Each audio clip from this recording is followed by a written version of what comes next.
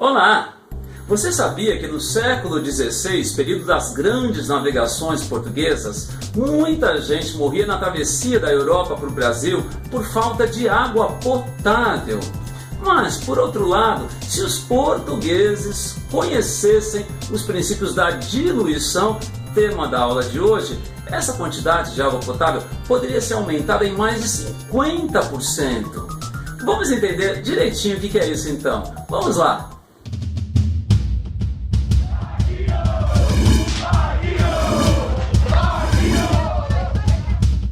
E logo de cara, eu quero chamar a atenção para dois conceitos que são próximos, porém diferentes, obviamente, e que vivem confundindo as cabeças dos alunos. Diluição, que é o tema da aula de hoje, é uma coisa. Dissolução é outra. Vamos lá dar uma relembrada. Dissolução refere-se à adição de um soluto em um solvente para a produção de uma solução, uma mistura homogênea. Por exemplo, isso ocorre quando colocamos açúcar no cafezinho. Estamos então adicionando o açúcar, a substância em menor quantidade e que nós chamamos de soluto, ao cafezinho já pronto, que basicamente é água quente com algumas outras coisas já previamente dissolvidas e que está em maior quantidade e é chamada, portanto, de solvente. Já a diluição, o conceito da aula de hoje, refere-se à adição de solvente em uma solução já preparada, ou seja, trata-se de um procedimento para diminuir a concentração de uma solução. Esse é um assunto relativamente simples e que pode ser melhor entendido analisando-se um primeiro exercíciozinho que eu selecionei para vocês e que andou caindo lá na Universidade Federal do Piauí. Vamos olhá-lo com atenção então. A uma amostra de 100 ml de NaOH de concentração 20 gramas por litro foi adicionada água suficiente para completar 500 ml. A concentração em gramas por litro dessa nova solução é igual a qual valor? Bom, nesse caso então, algo que é muito importante é organizarmos os dados para podermos efetuar os cálculos adequadamente. Vamos lá então. Vamos partir de 100 ml de uma solução de concentração 20 gramas por litro, para obtermos 500 ml de solução, cuja concentração queremos determinar. Como isso vai ser feito? Ora, pela adição de água, a partir do que é chamado de diluição. E numa diluição, a quantidade de soluto permanece a mesma, uma vez que apenas solvente é adicionado. Vamos calcular essa quantidade a partir dos dados iniciais. Atenção! Se a concentração é igual a 20 gramas por litro, significa que há 20 gramas em 1000 mililitros de solução. Portanto, quantos gramas há em 100 mililitros? Facilmente chegamos ao valor de 2 gramas de NaOH, que permanecem na solução. A diferença é que agora, na solução obtida, esses 2 gramas irão estar distribuídos em 500 mililitros de solução, ou seja, em meio litro. A concentração final fica sendo igual, portanto, a 2 dividido por meio, ou seja, 4 gramas por litro. Alternativa C. Porém, há um outro caso de resolver questões desse tipo, envolvendo diluição. Se percebermos que a concentração final é inversamente proporcional ao volume final. Como é isso? Vejam, o volume aumentou de 100 ml para 500 ml, aumentou 5 vezes. Portanto, a concentração irá diminuir 5 vezes. Se no início ela era igual a 20 gramas por litro, no final ela vai ser igual a 20 dividido por 5. Novamente, 4 gramas por litro. Fácil, não? Na verdade, há ainda uma terceira forma para resolvermos exercícios envolvendo diluição. Vejam que a quantidade de soluto, essa que permanece constante, é numericamente igual à concentração vezes volume, em litros no caso. Dessa forma, podemos generalizar que a concentração inicial vezes o volume inicial é igual à concentração final vezes o volume final. Vamos dar uma olhada novamente no último exercício e resolvermos dessa forma também, a partir de uma formulinha bastante simples e fácil de ser memorizada. Vamos lá!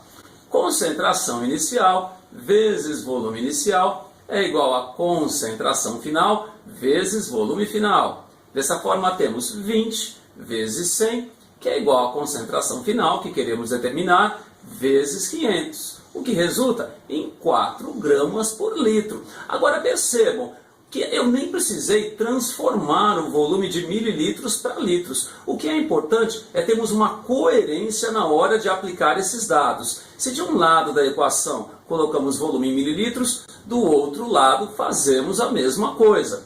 Da mesma forma que se colocamos a concentração em gramas por litro de um lado da equação, a mesma coisa deve acontecer do outro lado da equação. Equações semelhantes também podem ser usadas quando tivermos a concentração expressa em porcentagem, seja em massa ou seja em volume. Dessa forma ficamos então com porcentagem inicial vezes volume inicial, quando essa porcentagem for em volume, que é igual a porcentagem final vezes volume final. Se a porcentagem estiver expressando a razão entre massas, porcentagem inicial vezes massa inicial, que é igual a porcentagem final vezes massa final.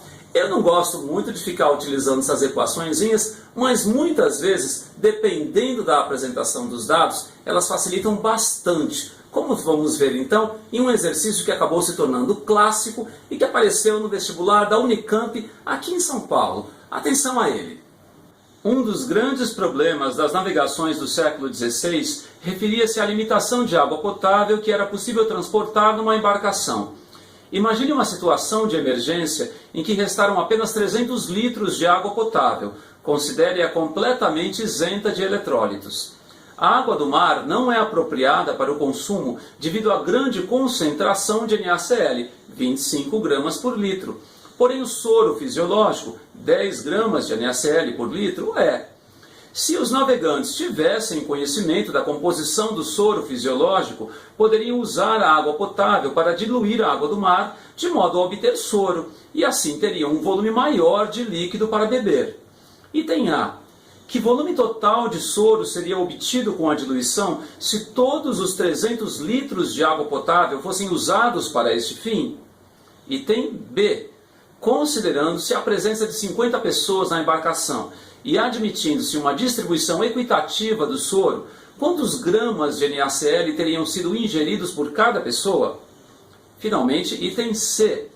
Uma maneira que os navegantes usavam para obter água potável adicional era recolher a água de chuva. Considerando-se que a água da chuva é originária em grande parte da água do mar, como se explica que ela possa ser usada como água potável?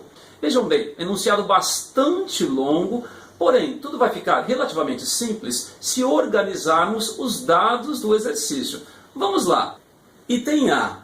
Vamos partir então de água do mar para obtermos soro fisiológico. A água do mar que possui concentração salina de 25 gramas por litro, enquanto o soro fisiológico possui concentração de 10 gramas por litro.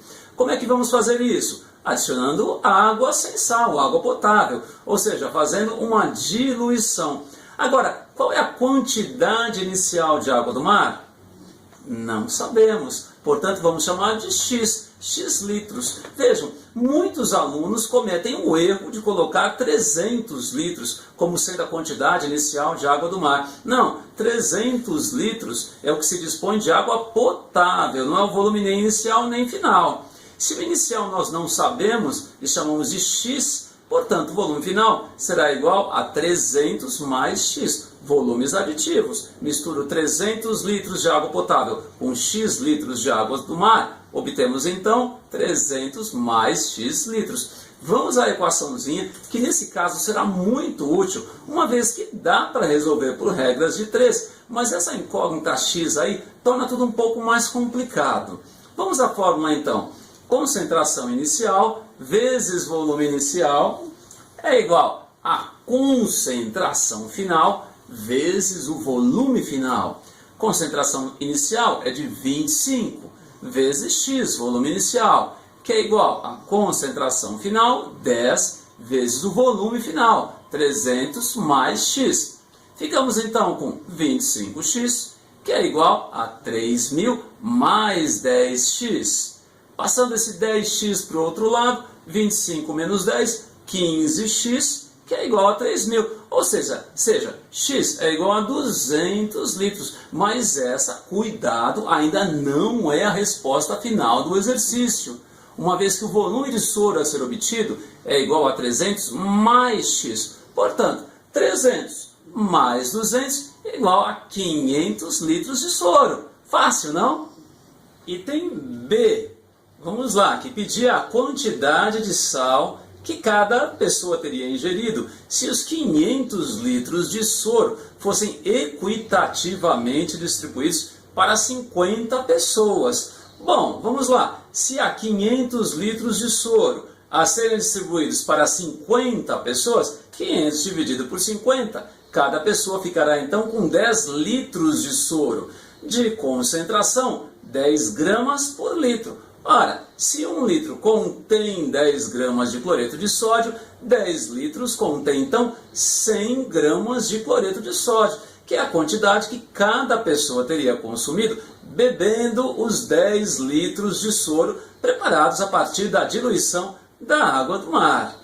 E agora o item C acaba sendo o mais fácil deles. E cuidado, já vi muitos alunos desistirem de uma questão sem sequer tentar o último dos itens, que nesse caso é o mais fácil, e que perguntava, vamos relembrar, como seria possível então obter água potável a partir da água da chuva, uma vez que a água da chuva é predominantemente oriunda da água do mar. Ora, isso é possível, pois na evaporação da água do mar, somente a água evapora. O cloreto de sódio, que é o soluto, não evapora. E vejam que esses mesmos princípios utilizados para resolver os dois exercícios dessa aula também podem ser usados em um procedimento que é o oposto da diluição e que pode ser chamado de concentração também, que é a situação onde se deseja aumentar a concentração de uma solução pela evaporação de solvente. De maneira análoga, a concentração inicial vezes o volume inicial será também igual à concentração final vezes o volume final, uma vez que é só a quantidade de solvente que vai ser alterada e o volume da solução, consequentemente. Porém, a quantidade do soluto permanecerá igual antes e depois. Então é isso. O endereço da tarefa já está passando, porém também está anotado na descrição do vídeo. Na próxima aula vamos falar de um assunto importantíssimo, a titulação, um procedimento usado para se determinar a concentração de soluções. Até lá então, boa tarefa, tchau!